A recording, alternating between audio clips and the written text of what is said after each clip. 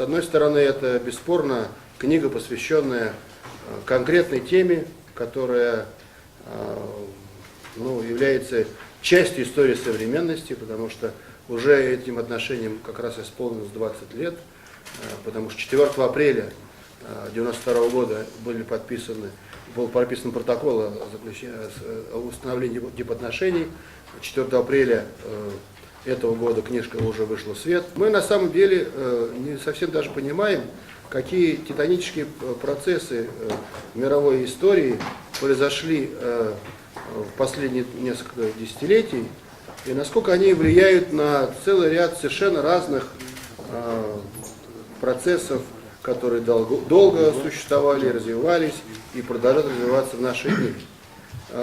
Насколько изменился состав участников мировой политики, насколько изменилась такая,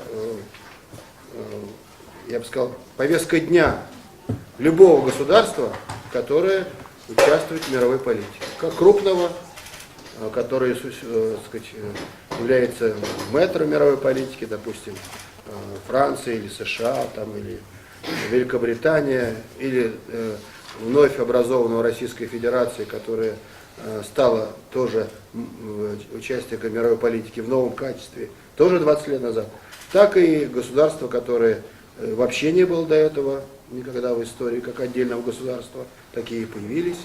Или было многие века, а затем было участником мировой политики в составе какой-то империи, потом оказалось в составе другого государства или другой империи, каким является Азербайджан, и который имеет и историю независимости, и историю участия в мировой политике в рамках других государств и так далее и подобное.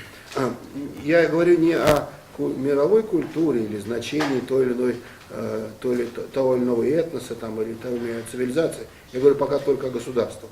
И это вот изменение, оно порождает массу новых, я бы сказал так, модернизационных процессов в международных отношениях, поскольку, во-первых, совершенно по-другому звучит понятие многовекторности мировой политики, и успешным является государство, которое эту многовекторность реализует на практике, независимо от его масштабов, размеров, возможностей, экономического потенциала, соседей окружающего или, так сказать, партнеров далеко. С другой стороны, насколько вот эта многовекторность испытывается на прочность тем, что в дела, казалось бы, региональные этого региона постепенно вовлекаются страны, далеко стоящие от этого региона, имеющие какие-то экономические интересы и политические интересы, имеющие какие-то культурные связи и тому подобное. То есть вот это вот, я бы сказал, проблема, казалось бы, она очень конкретная, но она выходит, о которой мы сегодня говорим, российско-азербайджанские отношения последние 20 лет, она выходит далеко за рамки этих двусторонних отношений. Она выходит даже за рамки мировой политики современности, поскольку она позволяет по-новому оценить многие процессы, которые имеют место. И это очень интересное поле для обсуждения междисциплинарного, потому что это, конечно, проблематика историков мировой политики, это проблематика политологов, международников, юристов, и я могу продолжать до бесконечности. Все это, собственно, так. И одновременно, бесспорно, это сегмент двусторонней истории двух стран, их взаимоотношений в области политических связей, становления, контактов, договоров, общей границы, которые нужно было тоже определить окончательно. Казалось бы, тоже фактор, который тоже появляется вновь. Признать с обеих сторон эту границу. Это и экономические, и культурные, экономические, прежде всего, связи, это торговля, это отношения между социумами, потому что в таких двух странах большие диаспоры, как азербайджанская в России, так и русская, российская в Азербайджане. Размер их разный, но тем не менее есть. Вот. Это и история отдельного человека или отдельной семьи, или отдельных, сказать, вообще личностей.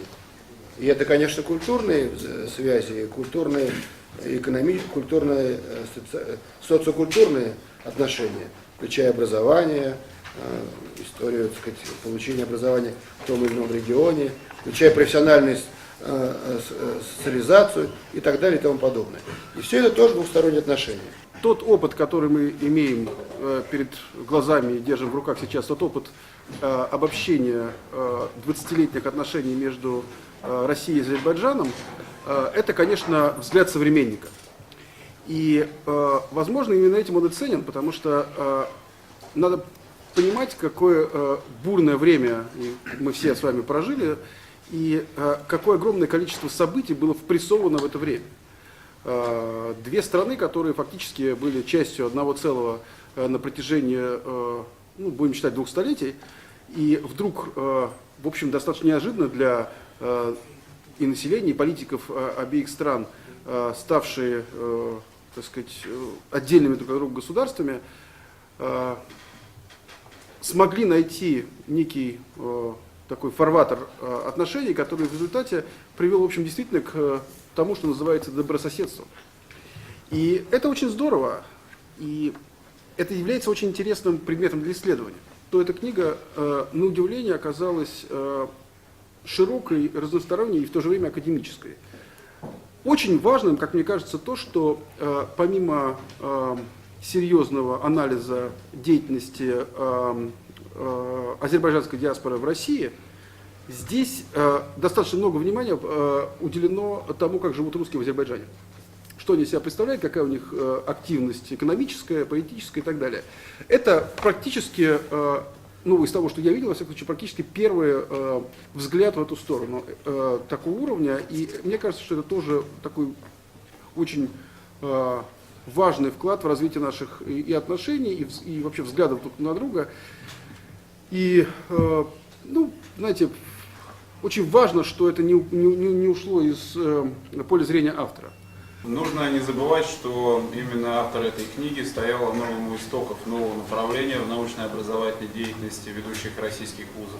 И хотя, конечно, в работе этих коллективов большое внимание уделяется и Центральной Азии, и украинскому направлению, но я думаю, не будет преувеличением сказать, что именно в изучении современной политической истории Азербайджана, российско-азербайджанских отношений, был достигнут наибольший успех. И формируется целое направление, целая школа азербайджановедения, и во главе которой стоит Ефимович Пивовар, но это уже школа, которая имеет определенную глубину. Это уже и подготовленные к защите диссертационные исследования на кандидатском уровне, и это те дипломники, которые интересуются и темой российско-азербайджанских отношений, и каспийской проблематикой, которая тоже нашла большое место в этой книге. Поэтому мы говорим о том, что это издание завершает, наверное, первый этап наших исследовательских программ, которые возглавляет Ефимович. И на ее основе мы уже получаем возможность для выхода на специальные темы, на более глубокое, фундаментальное изучение целого ряда проблем и карабахского регулирования, и проблем, связанных с экономическими связями между Россией и Азербайджаном, и изучением истории диаспор российской в Азербайджане и азербайджанской в России.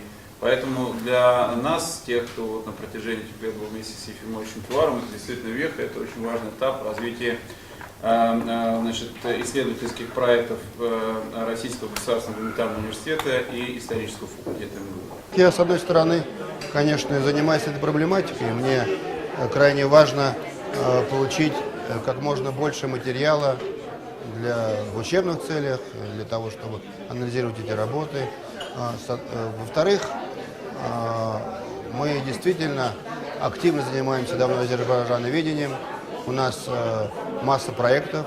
И в-третьих, став руководителем общества дружбы Россия-Азербайджан, я считал своим просто долгом сделать такую работу, потому что я не могу заниматься в прямом смысле слова укреплением спортивных отношений между Россией и Азербайджаном или какими-то другими вещами, а Это моя профессиональная деятельность, и я в ней вижу свое, так сказать, предназначение. Как историка и как, так сказать, человек, который как бы, занимается этим серьезно.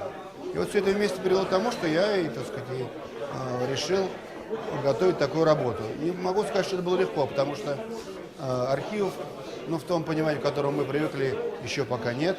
Хотя, к счастью, мне помогли азербайджанские коллеги. Я имел материалы из МИДа Азербайджана, несколько достаточно интересных документов, аналитических и справочного плана. Мне помогло то, что я наконец нашел не сразу сборник документов, которые издавали российские и азербайджанские дипломаты 10 лет назад. Мне помогло и то, что вышло уже защищенных несколько, я бы сказал, десятки уже диссертаций по этим отношениям в той или иной степени. То есть это, допустим, какие-то юридические аспекты, журналистское сотрудничество, сотрудничество в области так сказать, экономических контактов и так далее и тому подобное. Ну и, конечно, мне помогли работы моих коллег, диссертационное исследование Чернявского, его книга, посвященная этим отношениям, диссертация Измазденова, который специально писал диссертацию по российским отношениям России и Азербайджана, только она заканчивалась еще 90-ми годами практически, до начала 2000-х годов. Вот. Все это вместе взятое привело к тому, что я как-то имел какое-то основание для написания этой работы. Ну, а кроме этого, не было никакой модели, и мне интересно было создать эту модель. Я считаю, что в этом отношении это очень интересный опыт, потому что можно на основе этой модели готовить подобные издания и по другим странам. Конечно, мне помогает и то, что мы активно работаем на этом направлении. Этим занимается наш канал «Вестник Кавказа», который здесь присутствует, этим занимается и общество в целом. Вот мы в мае месяце отправляем наших студентов в Баку, это арт-дизайн студенты, они будут заниматься там этюдами, рисовать, фотографировать, обсуждать эти работы в мастер-классах. То есть этот процесс очень идет нарастающий. Я надеюсь, что это будет очень удачным, так сказать, примером нашего сотрудничества. И бесспорно мы готовимся и ко всем этим проектам, связанным с форумами, которые проходят, будь то в Астрахани, будь то в Баку, будь то других в Дагестане проходили, в общем, и будут проходить, конечно. И все это идет по нарастающей, поэтому материала много, обобщений требуется еще больше. Я думаю, что эта работа только начинается. Я надеюсь, что это будет не одно издание.